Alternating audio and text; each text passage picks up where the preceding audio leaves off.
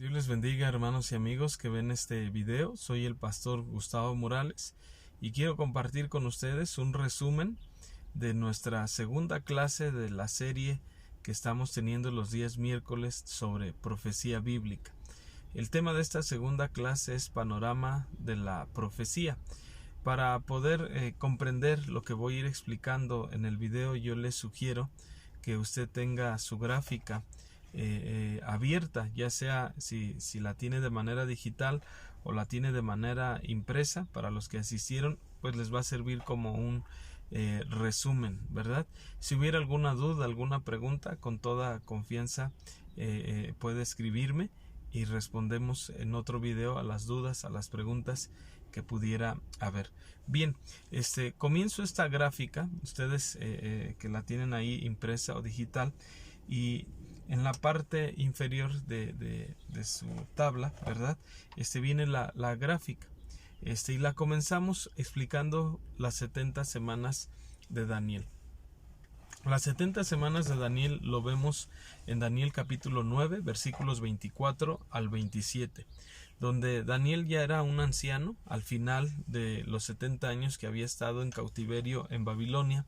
Daniel le pregunta al Señor, ora y le pregunta que qué sigue para él, qué sigue para la nación de Israel. Y entonces, por medio del ángel Gabriel, el Señor le da esta visión de las 70 semanas, que le llamamos las 70 semanas de Daniel.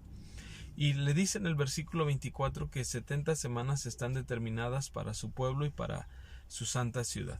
¿Quién es el pueblo de Daniel? Es el pueblo de Israel, el pueblo judío. ¿Quién es la santa ciudad? Es el pueblo de Jerusalén. Y tenemos respaldos bíblicos ahí en las escrituras, donde nos dice que Israel es el pueblo de Daniel, el pueblo escogido de Dios. Deuteronomio capítulo 7, versículos 7 y 8, Isaías 43, 1, mío eres tú, oh Israel, y donde nos habla de Jerusalén como la santa ciudad, Jeremías 3:17, Zacarías 8:3. Entonces, claramente vemos que estas 70 semanas no son para la iglesia, porque la iglesia no es el pueblo de Israel, no son para gentiles, sino directamente Dios obrando en y a través del pueblo de Israel, el pueblo escogido de Dios. Es importante cuando estudiamos profecía, y lo he dicho en otro video, que tomemos en cuenta y consideremos que Israel es el reloj profético de Dios. Todo lo que sucede en y en cuanto a la nación de Israel es importante en el cumplimiento y en el desarrollo de la profecía. Luego le dice en el mismo versículo 24 cuál es el propósito de estas 70 semanas y menciona 7 aspectos. Le dice que terminar la prevaricación, número 2, poner fin al pecado, número 3, expiar la iniquidad, número 4, traer la justicia perdurable, número 5, sellar la visión, número 6, sellar la profecía, y número 7, ungir al santo de los santos. Y esos son los propósitos que se llevarán a cabo durante estas 70 semanas. Y eso sería todo un tema, poder explicar dónde se han cumplido y dónde falta todavía por cumplirse algunos de estos aspectos. Pero bien, entonces claramente 70 semanas son para el pueblo de Israel y la santa ciudad que es Jerusalén. ¿Dónde comienzan las 70 semanas o cuándo comenzaron? ¿Y en qué semana estamos? Bueno, las primeras 7 semanas le dice el Señor ahí en Daniel capítulo 9, que es desde la orden para reedificar Jerusalén. Nehemías 2:1 vemos eso. Y ahí transcurren las primeras 7 semanas de 70. Ahora, déjeme decir esto que se me estaba pasando. Son semanas de años, no semanas de días. Hay una diferencia cuando la Biblia habla de días literales, como los conocemos nosotros actualmente, vamos a decirlo, de 24 horas, aunque los judíos contaban de manera distinta las horas de un día, y por supuesto que también ellos tenían un calendario distinto. Nosotros tenemos un calendario solar, ellos tenían un calendario lunar, pero bueno, son entonces semanas de años, ¿verdad? Cada semana equivale no a 7 días, sino a 7 años. ¿Ok? Entonces las primeras 7 transcurren desde la orden para reedificar Jerusalén. Lo vemos en Nehemías 2:1. Y entonces, si transcurren ahí las primeras 7 semanas, sería en años 49 años. ¿Ok? Entonces faltan 63 de 70.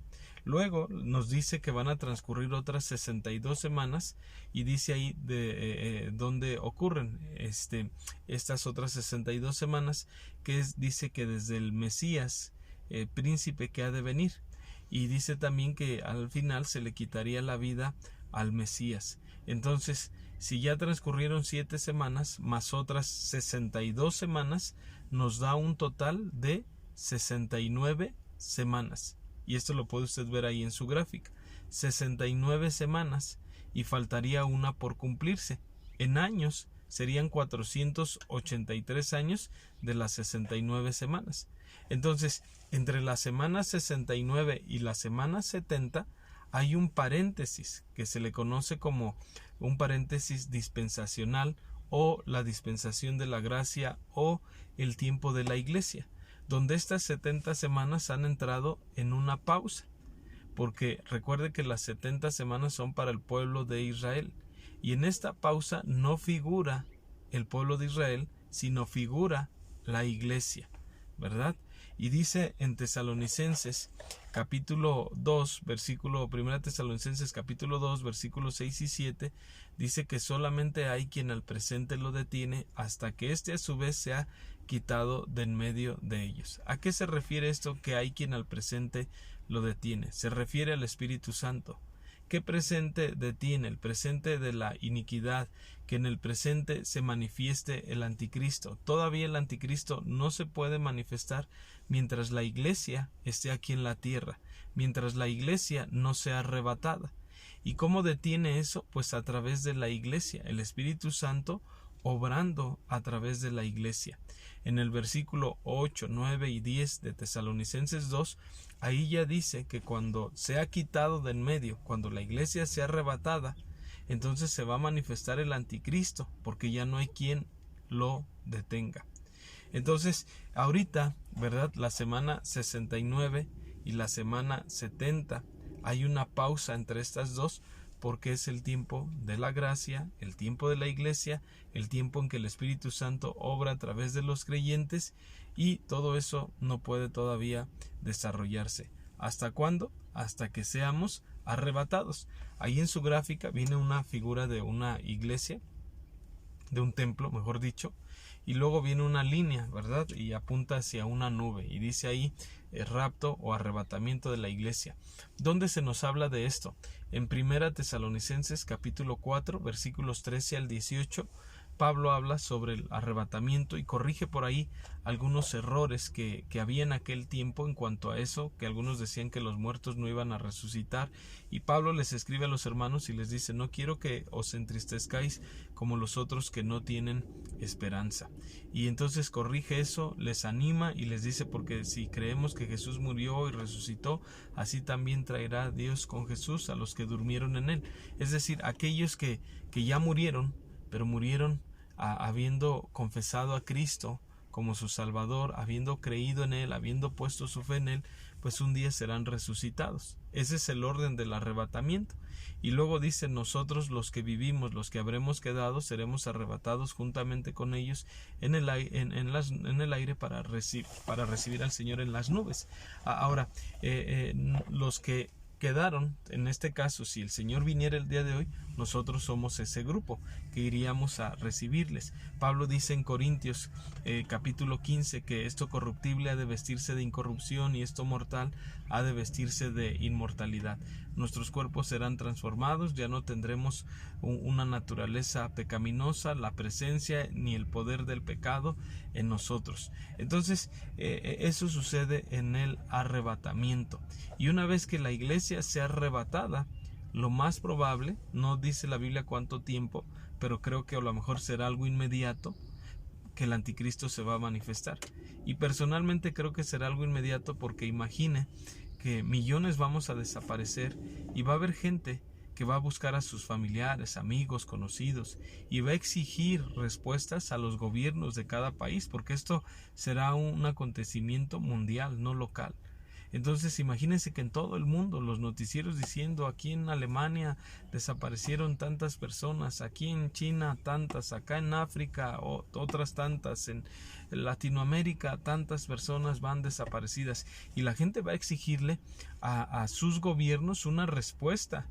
Les va a exigir que encuentren a sus familiares, que les digan dónde están, que los traigan de donde estén, porque muchos quizá no van a creer, y otros a lo mejor van a recordar, pues ellos decían que un día se iban a ir, etcétera, etcétera. Va a haber un caos, va a haber desesperación, va a haber a lo mejor temor, preocupación, y es el escenario propicio para que el anticristo entre a poner paz y seguridad.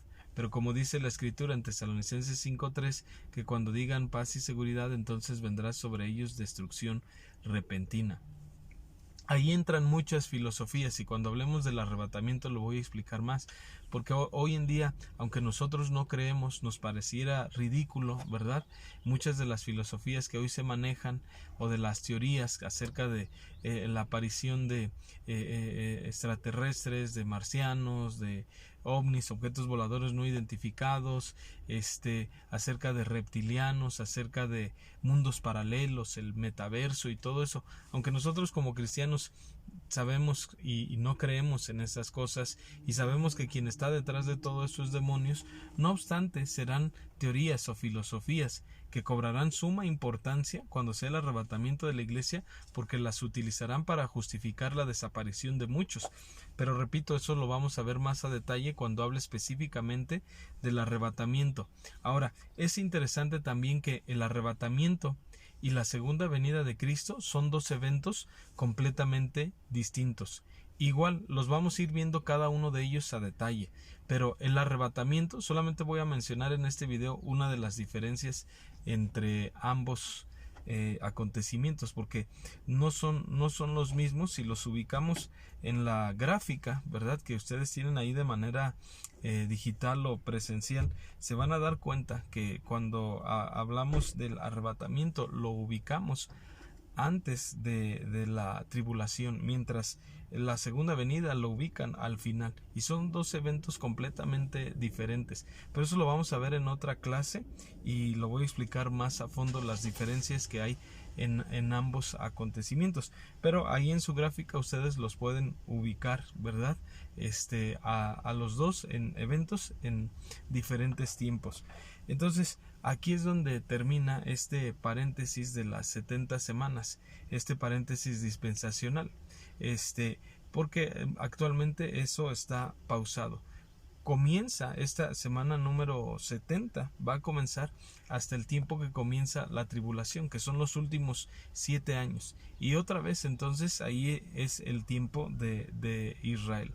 Era por eso que les decía, todo lo que sucede actualmente en torno y en cuanto a la nación de Israel es importante para tener una comprensión de la profecía, porque es el pueblo escogido de Dios. Entonces hasta la semana 70, que ya no está la iglesia, vuelve entonces a ser el tiempo de Israel, y son los judíos durante el tiempo de la tribulación, 144,000 que habla el libro de Apocalipsis, que van a estar entonces predicando el evangelio, y Dios obrando entonces a través del pueblo de Israel.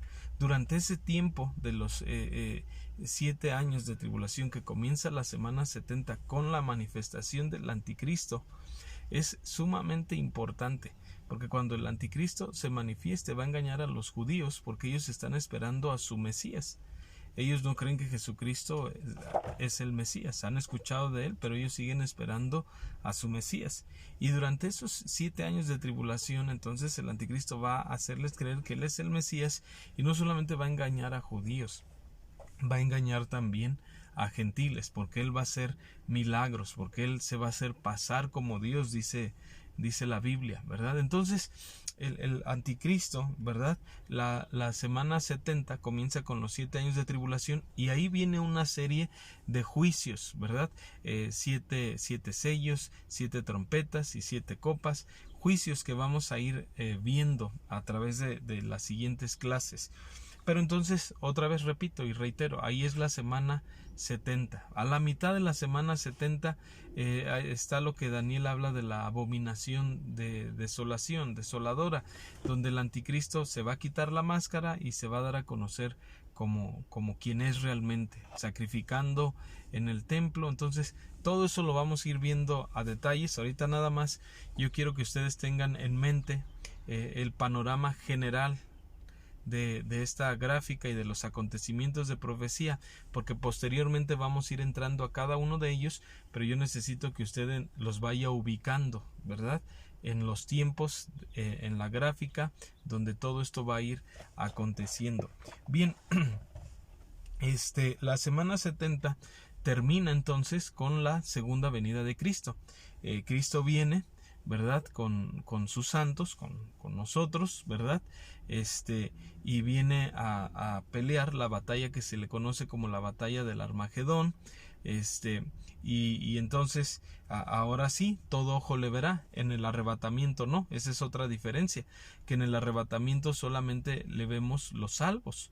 En la segunda venida ya le ven todos. En el arrebatamiento, otra diferencia es que nosotros vamos a recibirle en el aire, encontrarnos con él en el aire, en las nubes. En la segunda venida no, ya venimos con él.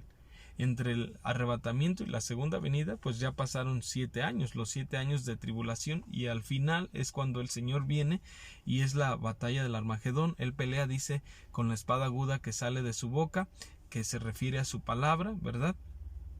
Pero déjeme decir algo. Usted ubica ahí en su gráfica que mientras está el tiempo de la semana 70 o los 7 años de tribulación, hay en el cielo 2 acontecimientos. El tribunal de Cristo, ¿verdad?, que nos habla de ello 1 Corintios 3, versículo 13 al 15. El tribunal de Cristo es para purificación, es para sufrir pérdidas o ganar recompensas según hayan sido nuestras obras. Este evento, de igual manera, cada uno de ellos lo vamos a ver en particular. Luego hay otro evento que es las bodas del Cordero, ¿verdad? Acuérdense que Cristo dice en Efesios que Él va a presentar una iglesia gloriosa que no tenga mancha ni arruga ni nada semejante, ¿verdad? Entonces ya pasamos por el tribunal de Cristo, y luego siguen las bodas del Cordero. Estos 2 eventos son en el cielo, mientras aquí en la tierra está la tribulación. Estos 2 eventos son para los salvos. El tribunal de Cristo no condena a nadie al infierno, no le quita a nadie la salvación, solamente es para sufrir pérdida o recompensas según hayan sido nuestras obras. Las bodas del Cordero son para los salvos, para la iglesia, ¿verdad?, que es la novia.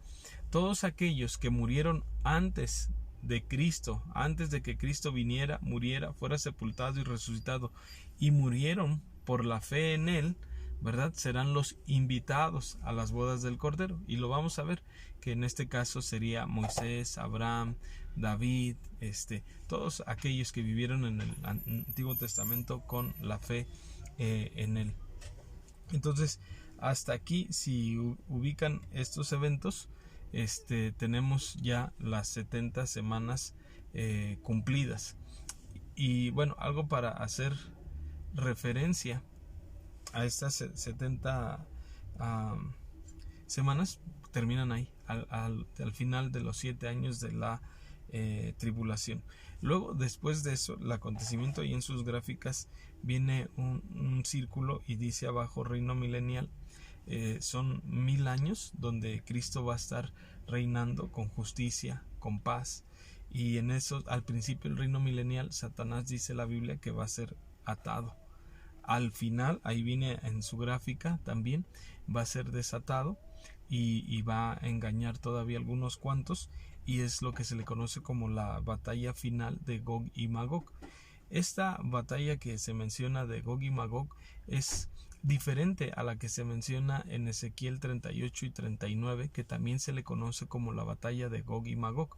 Gog significa príncipe y Magog se refiere al territorio, al lugar donde se ubica lo que actualmente sería Rusia, que en la Biblia tiene ahora otros nombres, ¿verdad? Pero actualmente pues les conocemos como otros, como lo que es la región de Rusia, de Irak, de China. Entonces Pero esta ya no se refiere solamente a esas naciones, sino se refiere a todas las naciones que van a pelear contra el Señor Jesucristo. Esto será al final. Esta batalla será al final del reino milenial, porque acuérdese que al principio Satanás es atado, al final nuevamente es desatado, va a engañar a muchos, va a juntar a las naciones y viene a ser esta guerra de Gog y Magog. Después de eso, ¿verdad? En el reino milenial también será otro tema, porque vamos a ver qué va a pasar con las nuevas generaciones que va a haber en el reino milenial y todo eso, pero lo vamos a explicar en otro tema.